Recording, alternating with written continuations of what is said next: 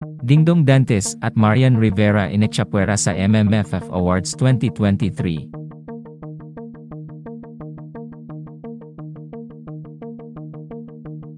Maraming netizens ang nagtataka ngayon sa nangyaring awards ng Metro Manila Film Festival 2023. Ito nga ay matapos mazero sa awards ang rewind nina Dingdong Dantes at Marian Rivera. Sa kabuuan kasi ng awarding ay hindi man lang nakapagtala ng isang awards sa gabi ng parangal ang movie ng Dongyan. Kaya naman dahil dito ay agad na nag-react sa online ang netizens. Narito at basahin natin ang kanilang mga reaksyon. Deserve naman ng rewind ang hype na natatanggap niya sa social media. Ibang level ang aktingan ng Dongyan, huhusana nga sa kanila nabigay ang Best Actor or Actress haste.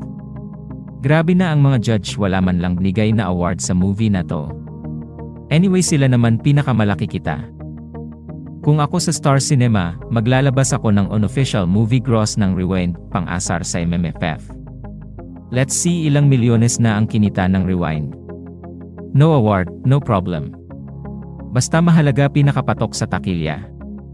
Sana hindi ma-down ang Dongyan na walang napanalunan ang Rewind sa MMFF since silang couple pa naman ang titular at entry artist ng SC, and I hope the results of MMFF Awards will not affect the view of other na gusto mapanood ang Rewind. Congratulations sa lahat ng winners.